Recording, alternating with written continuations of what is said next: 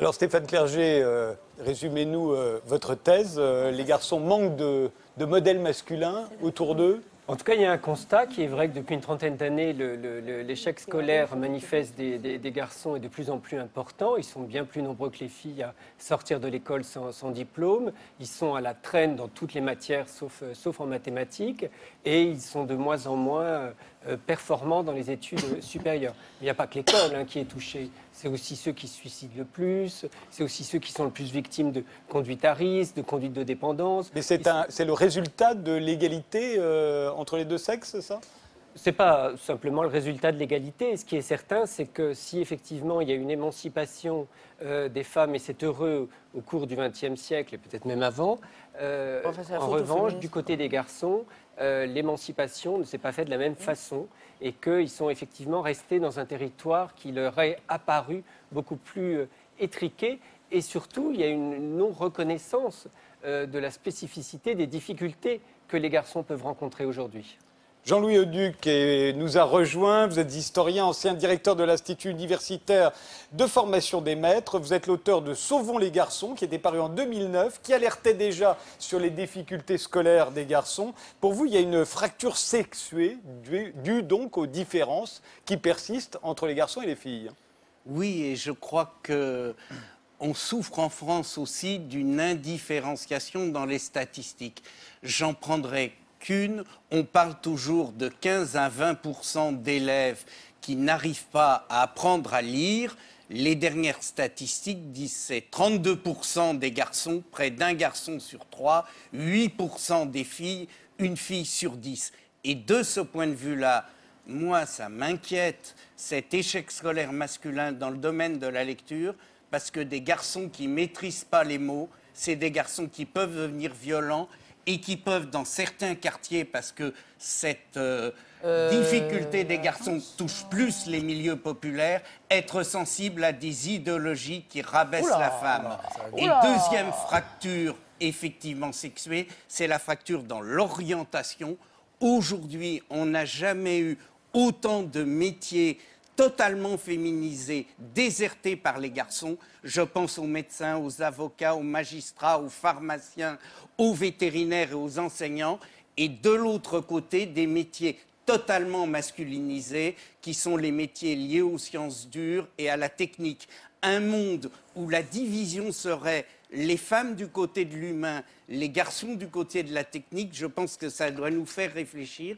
Et de ce point de vue-là, voilà un enjeu pour l'école dans un travail sur une orientation qui soit une orientation de l'égalité, parce qu'il y a à la fois fracture dans les résultats et fracture dans l'orientation. Vous rappeliez que j'ai fait Sauvons les garçons. Sauvons les garçons, c'est aussi pour sauver les filles, parce que je vois aussi monter une violence aujourd'hui des garçons à l'adolescence vis-à-vis des filles qui m'inquiète beaucoup dans un certain nombre de quartiers. Stéphane Clerget, vous êtes d'accord? Oui, cette violence, elle est effectivement majoritaire dans les quartiers défavorisés. Elle peut se comprendre aisément quand on voit effectivement le différentiel en termes de résultats scolaires entre les garçons et les filles, surtout dans les quartiers défavorisés. Et bien du coup, les garçons vous insistez, qu'est-ce que vous voulez dire par également, attendez, je vous donne la parole, mais vous dites également que les qualités dites masculines ne sont pas encouragées, alors que les qualités féminines, en revanche, règnent à l'école. Ce serait une autre explication que vous avancez. Ce qui apparaît surtout à l'école, c'est que la majorité des modèles sont féminins. C'est-à-dire que l'école apparaît très clairement féminine. 90% du personnel en maternelle, en primaire est féminin. Il n'y a pas que les enseignants. Donc c'est évident que pour les enfants, l'école apparaît féminine. Et donc il y a certains petits garçons qui souffrent de difficultés d'identification par rapport au sujet supposé savoir. Surtout qu'à la maison, et en particulier dans les milieux défavorisés, sont effectivement les femmes, les mères, qui accompagnent la scolarité. Qu'il faut faire les voir, vous voulez dire? Oui, ou pas, ça c'est le modèle oedipien de la famille de votre livre. Mais pour les petits garçons, l'école c'est quelque chose de féminin et le savoir, l'apprentissage, c'est une affaire de filles. Et donc il y a un certain nombre de garçons qui du coup désinvestissent l'école pour cette raison. Nathalie Loiseau, parce que vous parlez de ça, vous dites que l'éducation nationale en France, au fond, a toujours aimé les petites filles modèles. Elle aime les petites filles modèles, mais c'est surtout pour ne pas en faire grand-chose. C'est-à-dire qu'elle aime les filles sages, elle aime les filles conformes, elle leur donne des bonnes notes, et les bonnes élèves, c'est bien, parce que comme ça, on n'a pas besoin de s'en occuper. Et d'ailleurs, après, on s'en occupe plus. C'est là d'où vient le gâchis. Moi, je suis d'accord avec une grande partie du diagnostic, mais pas du tout avec l'idée que, en fait, c'est la montée de l'égalité, la montée des femmes qui fragiliserait les hommes. Cette espèce de jeu à somme nulle où il n'y aurait pas de la place pour tous et où forcément, si certaines prennent une place, c'est au détriment des garçons, au détriment des hommes. Ça me paraît une idée extrêmement dangereuse. Voilà, parce que je pense que c'est une solution paritaire inversée. Alors, équilibré. Bérénice Levé. Oui, moi, mais justement, non. Attendez, pas d'aparté, il faut que tout le monde comprenne. Je ne pense pas en effet que vous voulez dire que l'égalité aurait produit cela, mais en revanche, on vit quand même dans un monde qui a dévalorisé, disqualifié tout ce qui relevait de l'identité masculine et même de la virilité. La virilité est un mot que l'on ne doit plus utiliser. Donc, les garçons ne savent absolument plus ce que l'on attend d'eux. Nous, en tant que femmes, un homme ne sait plus quel rôle exactement il doit jouer. Et tout cela fragilise quand même considérablement l'identité masculine et notamment dans les années de formation et de l'adolescent qui ne sait plus s'il doit être le copain, mais en même temps, il y a aussi le jeu de séduction qui doit se mettre en place.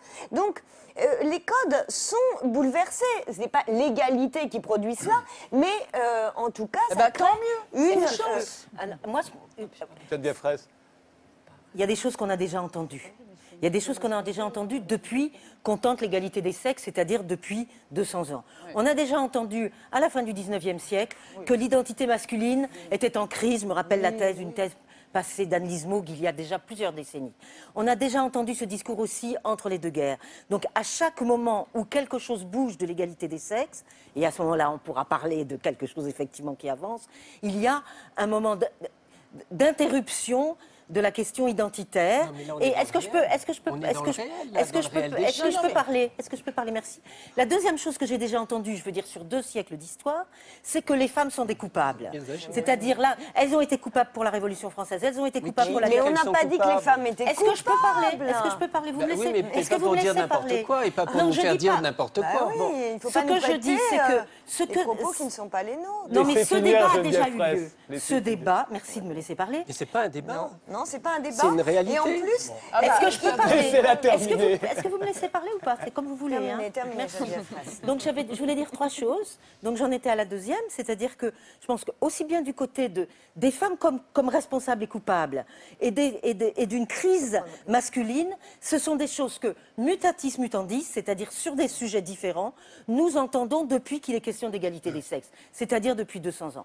La troisième chose, c'est que ce que vous décrivez, monsieur, ne conduit pas à la catastrophe de la perte du pouvoir masculin dans la société. C'est pas ce qu'on voit. En difficulté. Là, vous me laissez pas non plus terminer, c'est quand même embêtant. On peut s'en préoccuper aussi. Mais c'est incroyable comme ce sujet est tabou. Non, on ne peut pas parler des difficultés des garçons ou des adolescents. Parler autrement. Sans forcément s'attaquer les femmes.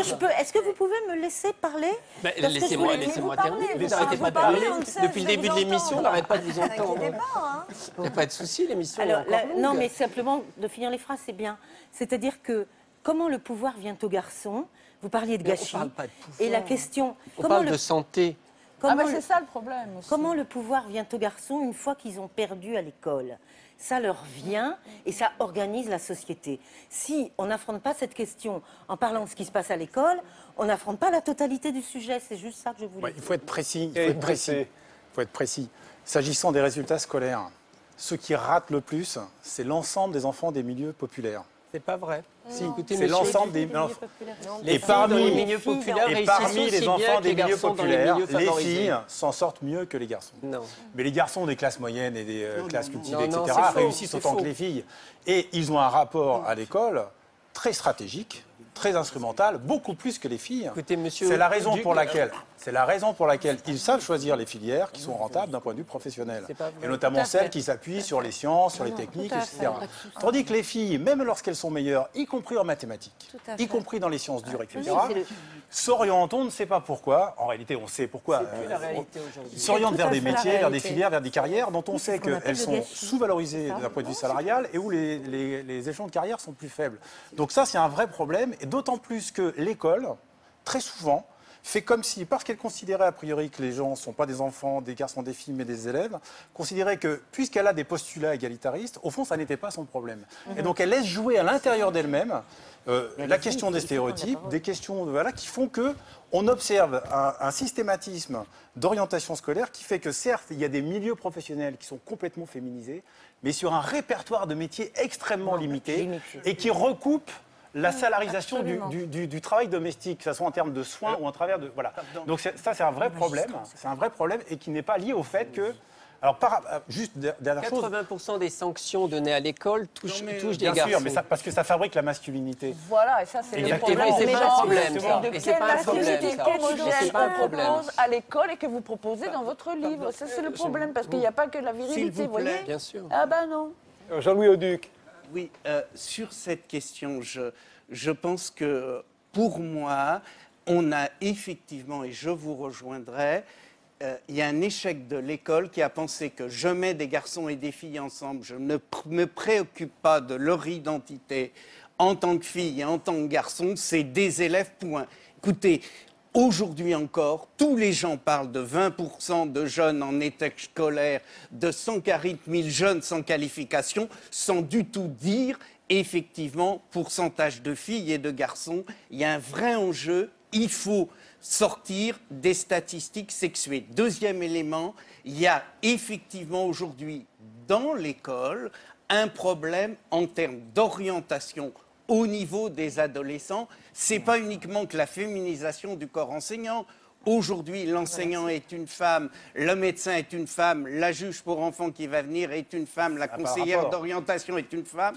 Au garçon, on va lui présenter un sportif, un acteur ou un chanteur. De ce point de vue-là, il y a effectivement un enjeu de la société pour construire de l'égalité.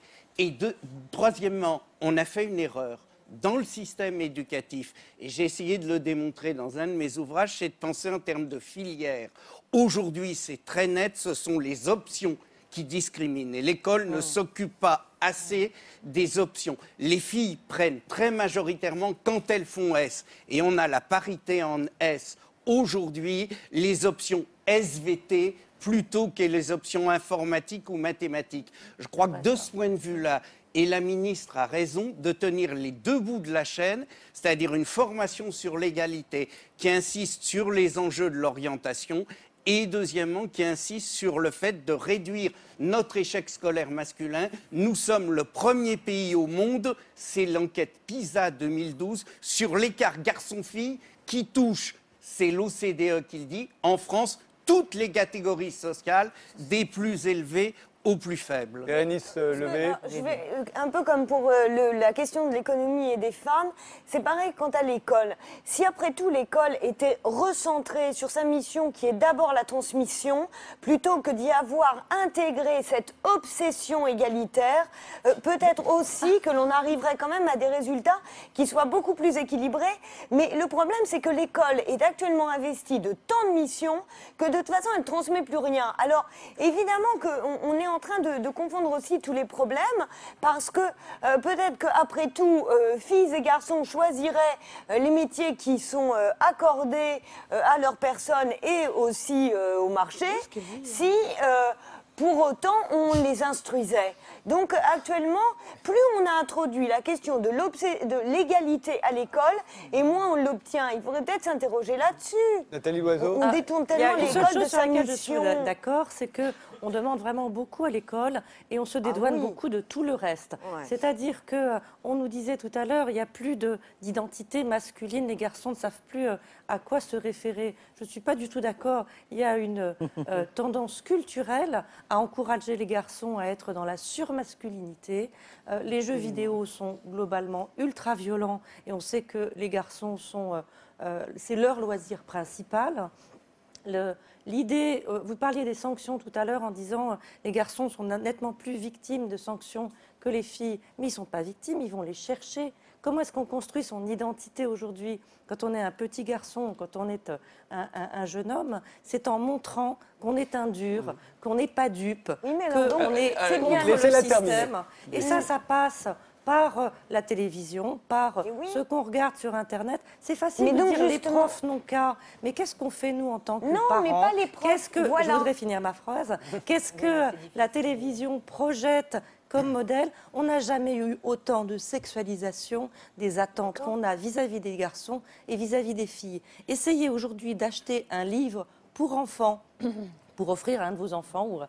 Vous allez entrer dans une librairie, vous allez trouver livre pour garçons, livre pour filles. C'est-à-dire que depuis tout petit, on leur conseille de ne pas lire la même chose, de ne pas avoir le même imaginaire. Si déjà les garçons lisaient, ça serait bien. Parce que dès le CP, déjà, ils sont en retard sur la lecture. Alors, on nous met en avant, oui, des raisons biologiques, c'est la dyslexie. Toutes les maladies des apprentissages touchent les garçons et on commence à dire, oui, c'est pour des raisons biologiques que finalement, ils réussissent moins bien à l'école sans se préoccuper absolument de l'environnement, d'éventuelles pédagogies différenciées. Quand on arrive au collège, il y a maintenant 3 ans de différence en termes de puberté. C'est-à-dire qu'on se retrouve en 6e avec une fille qui est déjà pubère depuis 3 ans et un garçon qui n'est pas près de l'être. Évidemment que sur le plan des compétences cognitives, il y a une différence incroyable parce qu'au moment de la puberté, il y a des acquis cognitifs extraordinaires. Qu'est-ce qu'ils font dans la même classe? Qu'est-ce qu'ils font avec le même enseignement? Mais justement, ils se rattrapent après. Oui, mais ils ne se rattrapent pas après parce qu'ils sont orientés.